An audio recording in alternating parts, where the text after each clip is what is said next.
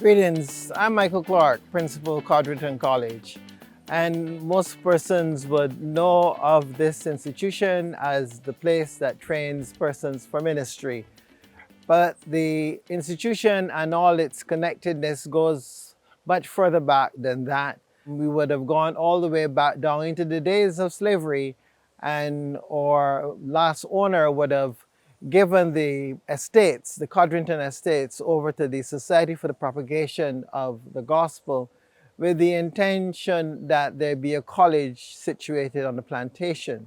This plantation has been worked for many, many years, and it is from here over time that we would have noticed that many natural plants would have grown, and the community from time to time would have taken many of these plants for their own medicinal purposes.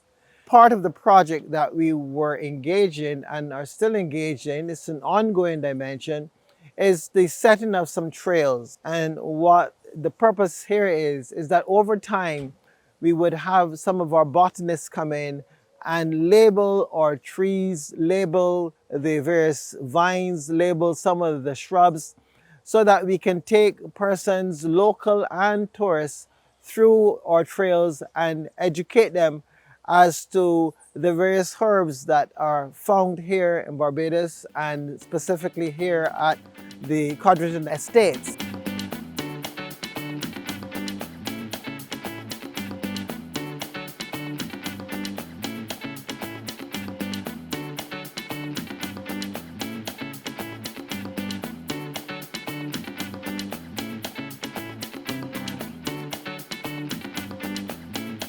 My name is Michelle Scanterbury. I'm the project manager for the Medicinal Plants project as well as the Arboretum. This is one of the trails that we have been working on.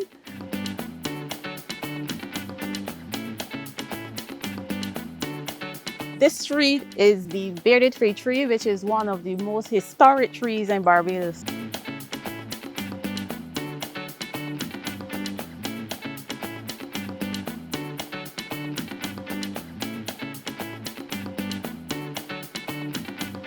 So we've reached the top of the trail, and as you can see, we can see East Point Lighthouse. There's St. Mark's Church on the hill, and there's Concept Bay. Here is where we intend to put the platform and some benches and the lookout point. So when you get to the top of the trail, you can take your rest and have your lunch and so on. We also intend to create another trail linking this trail with the next one, so that when you get here, then you can go right across and get to the second trail, and then you can go back down the second trail. One of the things that we decided to get into as an institution in connection with the University of the West Indies Cape Hill campus was, can we come together and look at some of these stories of medicinal herbs and benefits. Is there any validity to this? Yes, we know our forebears would have used them, but is there any scientific backing to this? And so together with Dr. Hall from the University of the West Indies, we decided to embark on this project. Codrington, with its connection to the community, and the presence of natural lands where many natural species are growing, and the university with its ability to do the research and do the scientific tests that we needed. Together, we came up with this medicinal herbs project. And it is at this stage now that we're able to share some of what we would have found, what we would have gathered. There is a growing market, as it were, for natural things in Barbados, and being able to present them to the community in ways far different from how our forebears would have gone in the bush, pull a few bushes, put them together and steep them in some hot water and then use them for the particular purpose. So nowadays we're able to package them more decently and have them available to the wider public. We join with the Jeff's small grants project, and they were able to assist us in providing some of the funding for this particular project. We were also joined by the Organic Growers Association. They were able to help us as we are not farmers ourselves. They were able to provide that aspect of the project for us. My name is John Hunt. I'm a member of the Organic Growers Cooperative Society. When we started this project in 2018, we were asked to provide a number of medicinal herbs for the Codrington Medicinal Gardens. These herbs included aloe vera, ginger, turmeric, lemongrass, and blue vervain.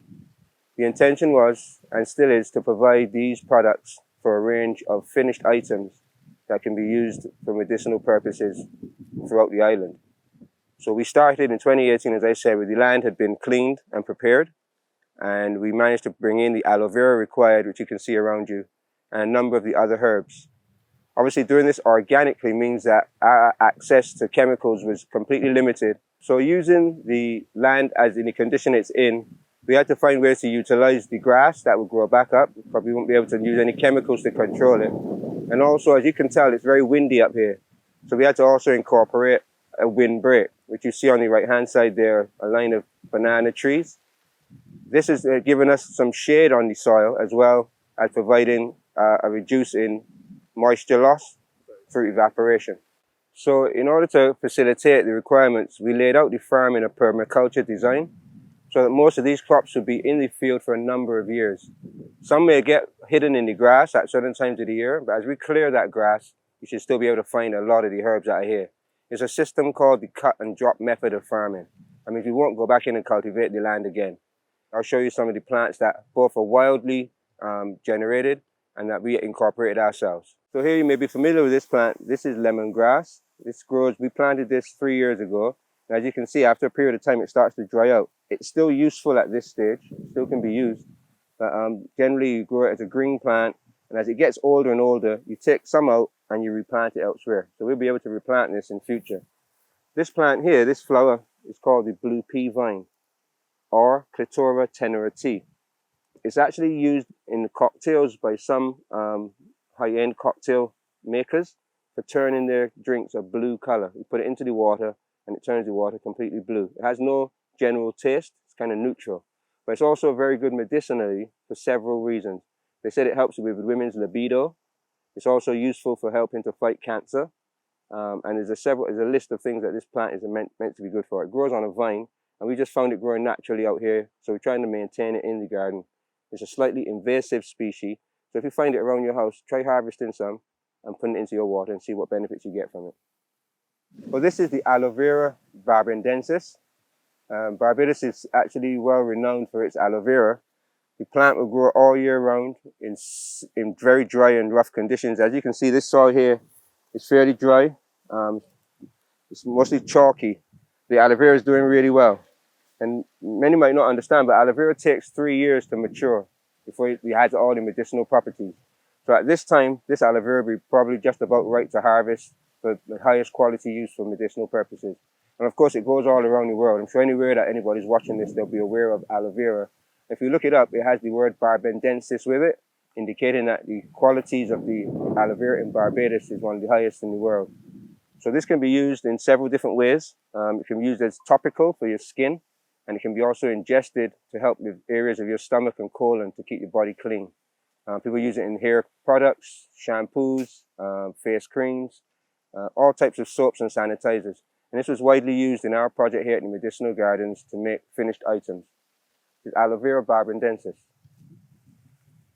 So these are some of the products that would have been produced using the plants from the medicinal gardens. We would have worked closely with JP Farms Limited as well as Eden Pride Limited to assist us in producing the products, and also training some of the community members in developing products, because the intention is to have some community members become entrepreneurs using some of our products.